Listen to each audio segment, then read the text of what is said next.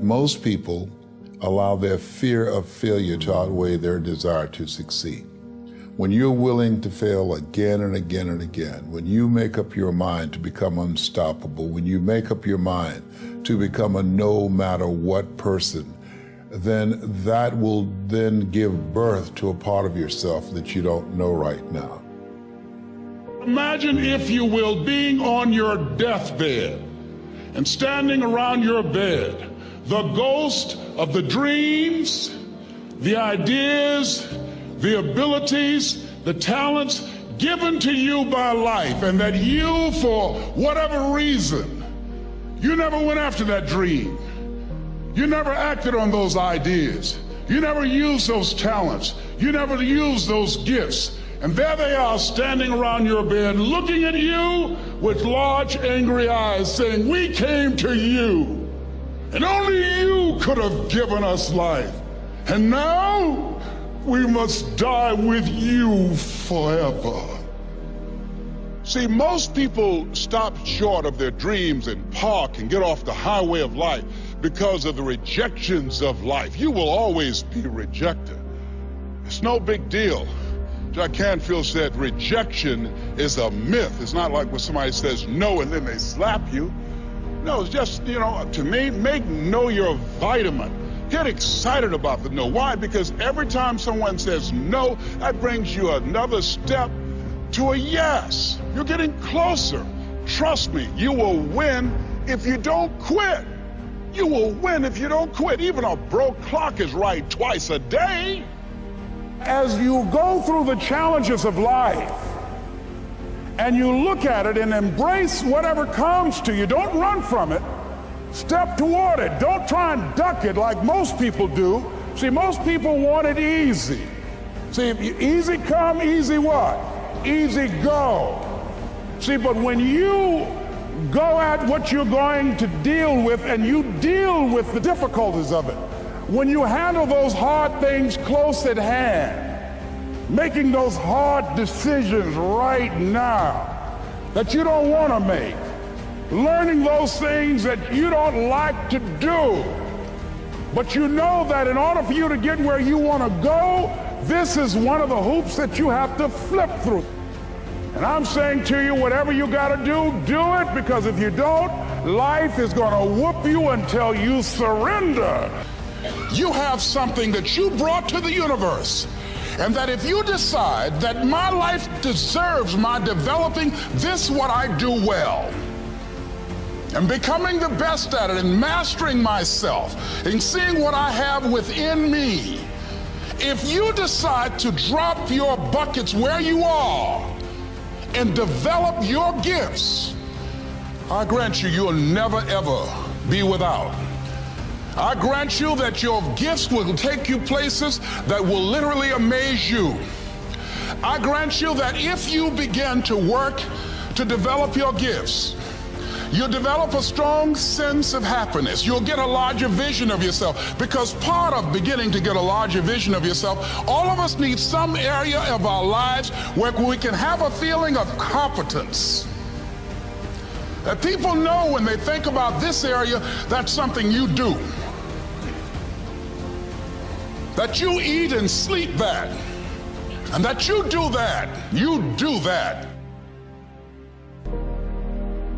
Changing is not easy, but changing your life, changing habits, reinventing yourself, picking yourself up after life has knocked you flat on your back. I've got to say, when life knocked you down, try and land on your back, because if you can look up, you can get up. Well, that sounds cute, but that's not easy. When I was diagnosed with prostate cancer 17 years ago, that first time that happened, I said, hey, I can handle this. Then when it came back a year later, last year, 17 years later, and this time it metastasized to 7 areas of my body and ate 40% of my T1 vertebrae. Now the stakes are higher. It's just life saying, okay, Mr. Motivator, you beat cancer the first time. What you gonna do now? I started laughing. When the doctor told me, he said, why are you laughing? Are you in denial? I says, no, I said, I feel like Mother Teresa. He said, what do you mean? She said, Lord, I know you know how much I can bear. I just wish you to have so much confidence in me. I said, the stakes are higher. So I've got to dig in, I've got to fight more. Because at the end of the day, life is a fight for territory. And once you stop fighting for what you want, what you don't want will automatically take over. And so it's a fight, it's a challenge in life every day. And what we have to do is embrace it. What we have to do is see it as a project to be worked on. In life, you will always be faced with a series of God-ordained opportunities, brilliantly disguised as problems and challenges. And so I see even cancer as a gift, as a God-ordained opportunity. If you died today, what dreams, what ideas, what talents, what books, what music, what leadership, what voice will die with you? There are a lot of people who are biting their fingers in fear that they might lose their jobs. But there are few people who have decided within themselves, I'm going to make it. Some people aren't waiting to be cut. Some people are moving on their own because they feel within themselves, I've got what it takes to make it. They're not afraid about tomorrow because of how they see themselves, because of what they feel that they deserve, because of what they feel that they can create for themselves. Because these people have decided, as they look at the future, as they look at themselves, there's a way. Where there's a will, there's a way for me to begin to create a way out of no way. And when you have that kind of consciousness, when you have that kind of spirit, nothing can stop you. Nothing.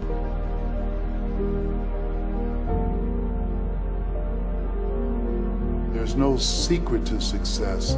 There's a system to success. And no matter what organization you become a part of, the system works if you work it. If you don't work it, it won't work. But it works if you work it. And that's one four-letter word that most people don't like. They're not willing to work. There are winners, there are losers, and there are people who have not discovered how to win. And all they need is some coaching. All they need is some help and assistance, just a little support. All they need is some insight or a different strategy, a plan of action to make some adjustments that will open up the key to a whole new future for them, that will give them access to the unlimited power that they have within themselves. That's all that they need. So what I want you to do is think about something you want for you, that's real for you, that's important for you, that will give your life some special meaning and power. And I don't even want you to say, I can do that. I don't want you to assume that. See, 5 years ago, when I started out in this area, I would not have been able to make the mental leap that I would be up to where I am right now. I don't want you to begin to just psych yourself out. No. I want you to be able to say something to yourself that will enable you to maintain a level of integrity with yourself. That when you say this, even when you face tremendous setbacks, it will be a benchmark to keep you in the game, to keep you moving forward and experimenting and readjusting your strategy and your plan of action, continuously looking for ways to win.